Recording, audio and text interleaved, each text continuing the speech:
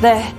최근 들어서 글로벌 증시가 다시금 우려를 낳고 있는 상황입니다. 코스피 지수 박스권 상단에 오니까 여지없이 악재가 조금씩 많아지고 있는 상황인데요. 간밤에 미국 증시 3대 지수 나란히 밀려 내려가는 모습을 나타낸 가운데 오늘 우리 증시도 약간은 우려를 낳고 있습니다. 주요 뉴스로 오늘 장 준비를 해보시죠. 먼저 첫 번째 소식부터 알아보겠습니다.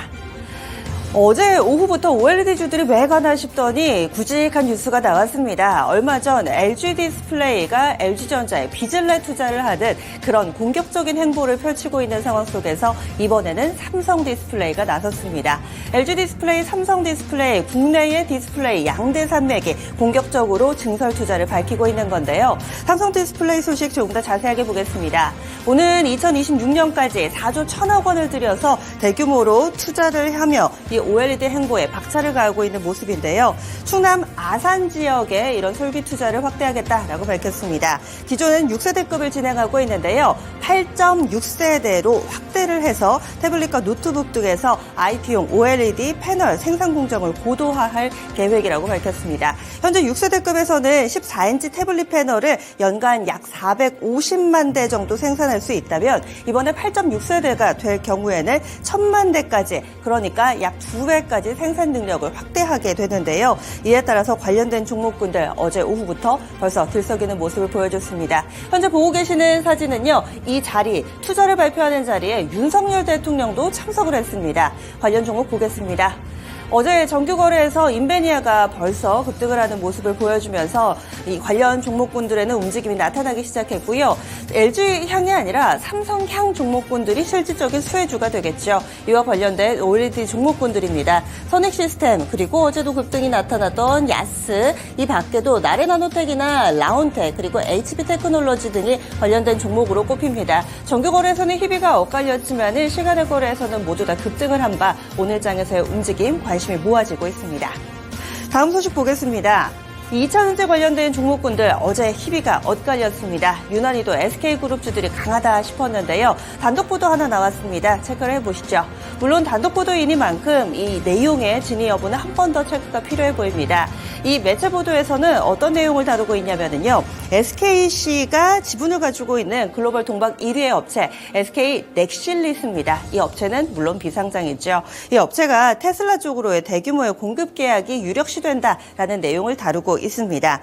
테슬라 쪽으로 대규모 동박을 공급하는 계약이 곧 체결된다라는 내용을 담고 있는데요. 10년간의 장기 공급을 현재 검토하고 있는 상황이고 초기 계약 규모만 하더라도 1조 원에 육박할 것으로 이 보도에서는 다루고 있습니다. 그도 그럴 법한 것이 테슬라에서는 현재 배터리 내재화를 진행하고 있습니다. 이 보시면은 배터리 내재화가 지금까지 어떻게 진행됐는지를 보고 있는 건데요. 사실 국내의 셀업체들에게는 이런 내재화 이슈가 달갑지만은 않습니다. 하지만 소재업체에게는 여전히 큰 먹거리를 제공하면서 호재가 된다라는 해석이 나타나고 있고요. 이에 따라서 테슬라는 앞서서도 LNF와도 공급 계약을 체결한 바 있고요. 그리고 이번에 SKC, 직접적으로는 SK 넥실리스죠. 이 업체와 1조 원 규모의 공급 계약 체결이 임박했다라는 보도를 내놓고 있는 상황입니다. SK그룹 내에 2차전지 관련된 종목군들 상대적으로 그동안 덜 올랐다라는 분석을 받고 있는데요. 관련주들 보겠습니다. 과연 오늘도 이런 행보를 이어갈 수 있을지 여부 체크 필요해 보입니다. SKI 테크놀로지가 어제 13%에 육박하는 급등이었고요. SKC 그리고 SK이노베이션 2차전지주들 어제는 다소 힘이 엇갈린 가운데 이 SK그룹 내의 종목군들은 대체로 오름세를 보여줬습니다. 연속성 기대되는 대목입니다. 그 밖의 뉴스들도 보겠습니다. 간밤에 미국 증시 전반적으로 안 좋았습니다. 3대 지수 나란히 조정을 받았는데요. 다시금 침체 우려, 경기 침체 우려가 올라오고 있는 상황입니다. 여기에는 경제 지표가 한몫했는데요. 경제 지표 가운데서도 이 졸트 보고서가 나왔습니다. 구인 건수가 발표가 됐는데요. 2년 만에 1000만 건 미만으로 줄어드는 모습을 보여줬습니다. 정확히는 993만 건입니다. 이 졸트 보고서는 구인 이직 보고서라고 하는데요. 이 2월에 구인 건수가 993만 건으로 이 10,000건 이하로 줄어들었다. 1000만 건 이하로 줄어들었다라고 보시면 되겠습니다. 최근에 대기업들이 계속해서 감원을 하는 소식 꾸준히 전해드리고 있는데요. 이에 따라서 노동시장도 약간씩 먹구름이 끼고 있다는 점이 확인이 됐습니다. 이 부분이 미국 증시에 악영향을 미치면서 전반적인 경기 둔화에 대한 우려로 해석되며 그래서 3대 지수 나란히 밀려 내려갔습니다. 다음 뉴스 하나 더 보겠습니다. 상품시장에서 힌트를 찾아보겠습니다. 최근 들어서 상품시장의 움직임도 상당히 눈길을 끕니다.